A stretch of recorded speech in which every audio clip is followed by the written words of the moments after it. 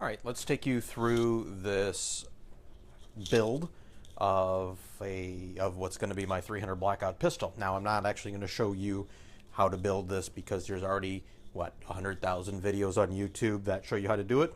I'm just going to walk you through the parts and give you an idea why I chose what I chose.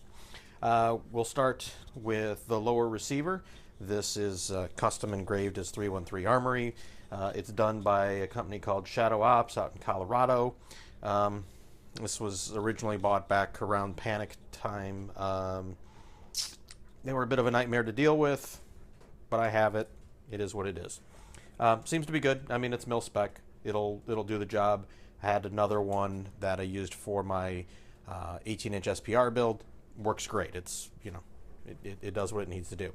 We have a Palmetto State AR-15 lower parts kit with an ALG trigger. That is the not the QMS, it's the other one, the ACT. Thank you. And a Magpul grip, of course, standard buffer spring. And since it's going to be a pistol, we need a tube. So we went with Odinworks. This is their SBPT pistol tube. The cool thing about this was that you don't need a castle nut, but it already comes set up with a QD mount, or you got your side sling swivels, you know, mounts up there. And then it has their stop here, or their rest here for the SIG brace, and it's all keyed so that the SIG brace doesn't move around, which it is wont to do at times with just, you know, standard round pistol buffers. Of course, you have your SIG brace, and this was bought well before SHOT Show. I did not pay that price for it. I bought it off of someone off a local forum for much less than that. This is I don't know whether I'll use this or not, but this is an optics mount I got from Primary Arms. I think I paid $5 because it's a blem, and I'm sure there's a blem in here somewhere where maybe it's not finished as well as it could be in a couple spots, but for $5, it'll work.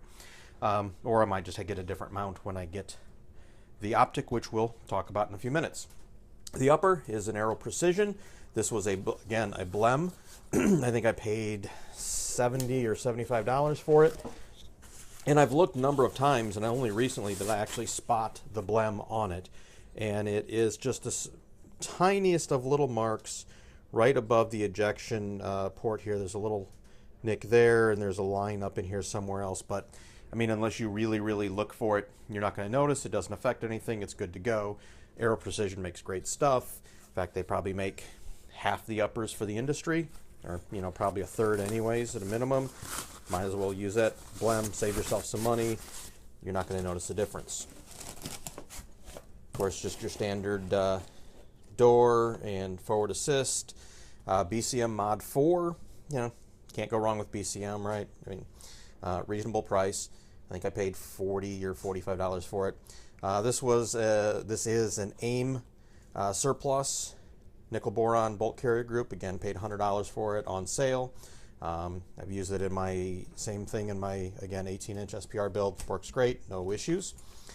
The barrel, 10.5-inch 300 blackout.